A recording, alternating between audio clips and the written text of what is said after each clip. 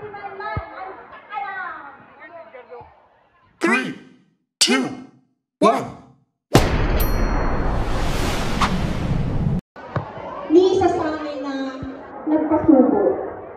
Dahil sabay-sabay kaming sumaya, sabay-sabay din kaming tumanggap ng parusa. Kaya ganyan tayo dapat. Ganyan dapat. Matitigas ang ulo. Hindi po. Ganyan tayo dapat. May pagkakaisa.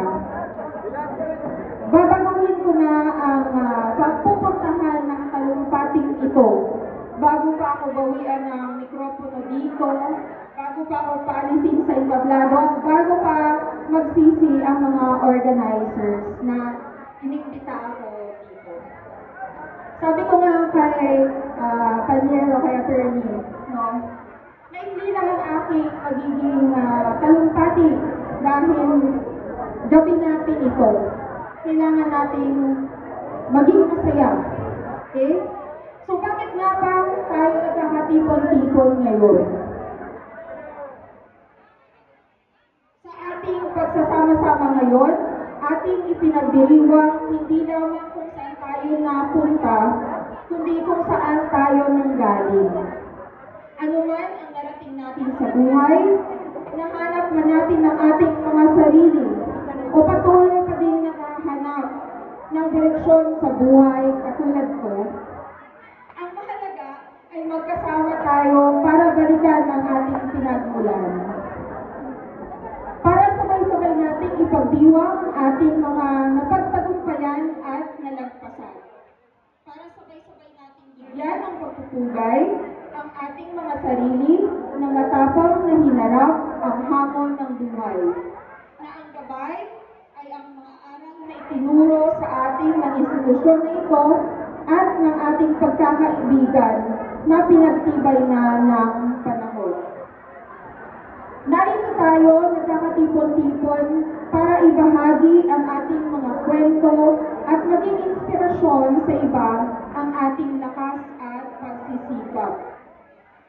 Ang sabi nga, ang importante ay mahalaga. Ang importante ay magkakasama tayo ngayon na nagbibigay ng inspirasyon at lakas sa bawat isa para ipagpatuloy ang buhay habang ating pinangahawakan ang mga turo at aral na ating natutunan sa paaralang ito. Parang high school lang tayo. Tayo'y magkakaiba. Sabi nga ni Dr. Jerry Cruz kanina, ang alumni homecoming ay hindi para ipakita kung ano man ang narating natin sa buhay, kundi para balikan ang ating mga alaala at para palakasin ang ating pagkakaibigan. Parang high school lang yan. May mga mahilig matulog na hindi kailanman nadakip ni Mr. Jeremy Cruz.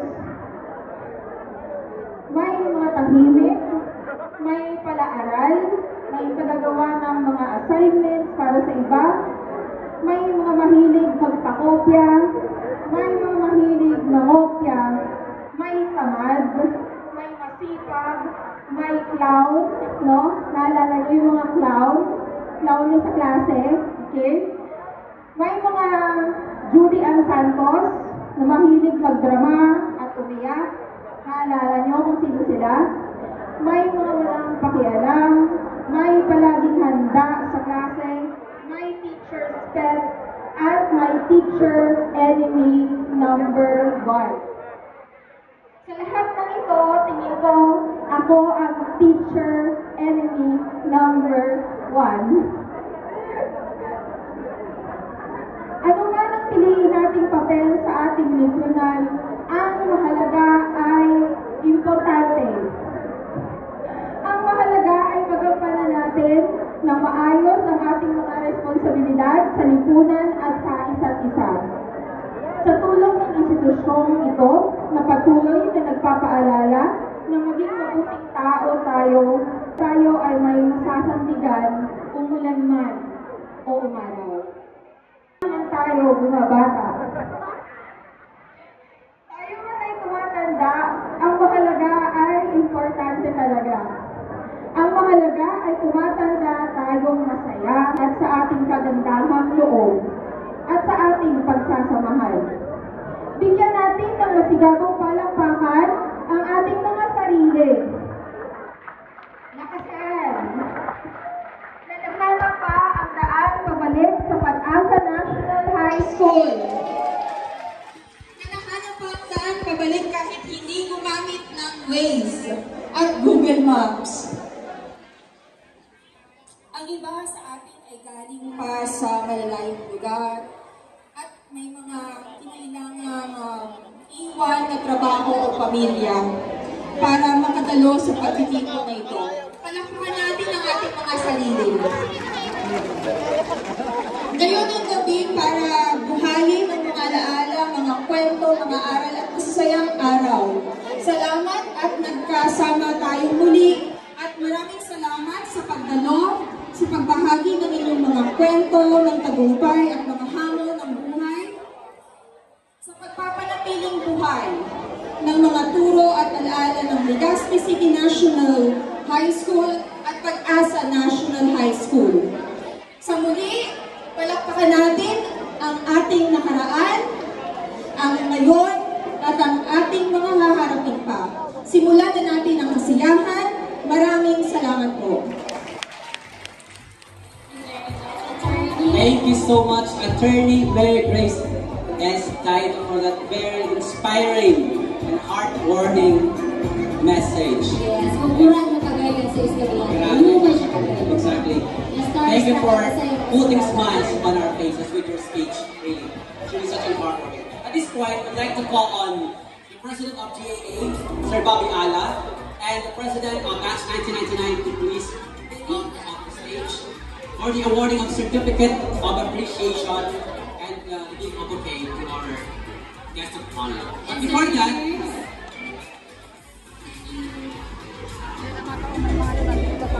Sir Jeremy Cruz also. Okay, before that, let me read to you the content of the Certificate of Appreciation.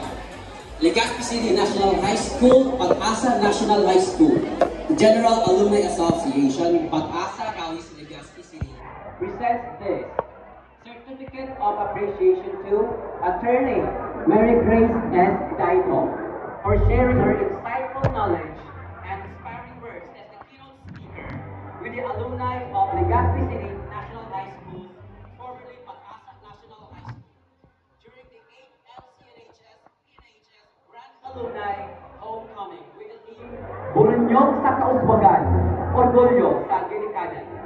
Given this 11th day of May 2024 at Legazpi City National High School, Pag-asa Rawis Legazpi City.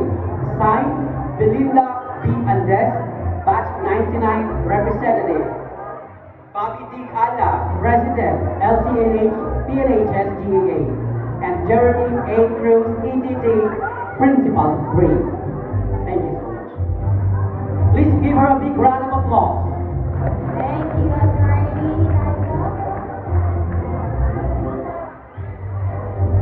Please stay put. And at this point, we'd like to call back on stage our very own Principal, Dr. Cruz, for the awarding also of the Flag of Appreciation. Please come, sir. Please come over the stage. Please read it. And this certificate of appreciation to Attorney A. Cruz, Doctor of Education, for sharing his insightful knowledge and inspiring words as guest of honor with the alumni of Legazpi City National High School, formerly Pag-asa National High School, during the 8th LCNHS PNHS Grand Alumni Homecoming Host Batch 1999 with the theme Orgulyo sa Ginikanan. Given this 11th day of May 2024 at Legazpi City National High School, Pag-asa Rawis Legazpi City, signed by the Batch 1999 representative Belinda Andes and GAA President Bobby Ala. Yes. Give Thank him you a so round much, of sir. applause. And we will hand to our Principal, Dr. Cruz.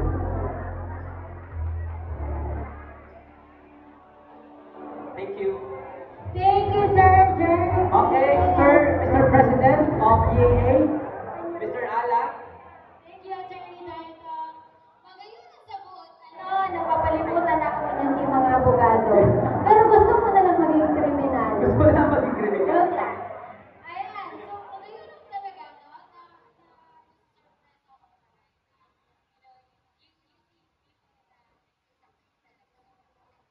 For sure.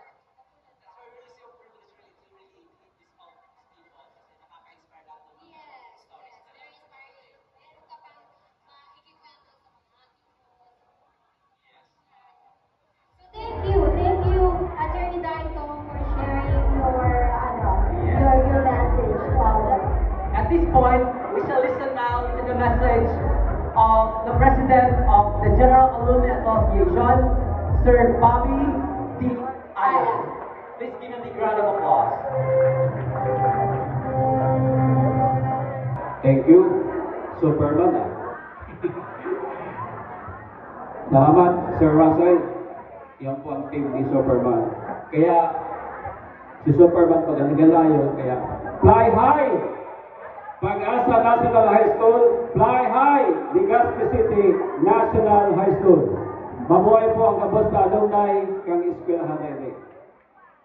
Hello, mga nabangi po sa inyo kabos.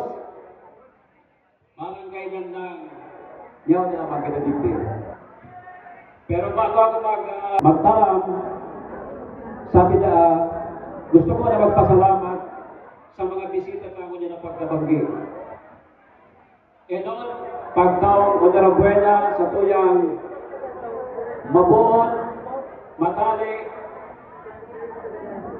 madiskarte, asin maasahan ng principal ng Legazpi City National High School, Dr. Jeremy Cruz. Palakpakan na natin si Sir. Iko siyang tulong eme. Matibay, matali, maasahan, madiskarte. Thank you, sir. And also, ang sakuyang mga former teacher. And ang sakuyang former teacher sa English, Ma'am Uluti Binosa. Thank you, Ma'am. Ma'am Ansa. And my former teacher in mathematics, Dr. Irma Cabena. Ma'am, former teacher in Magasta, former professor of Bicol College. Ma'am, thank you po. And also, sa tuyang mga bisita, ang sa tuyang guest of honor, Attorney Mary Grace Daito. Thank you very much, Tabi Attorney. Attorney Daito, sabi niya, siya sa Power Lawyer. Kaya libre. Thank you. And before, gusto ko magpasalamat sa tuyang MC, another Power Lawyer, Attorney Anthony Lorcha. Sir, thank you.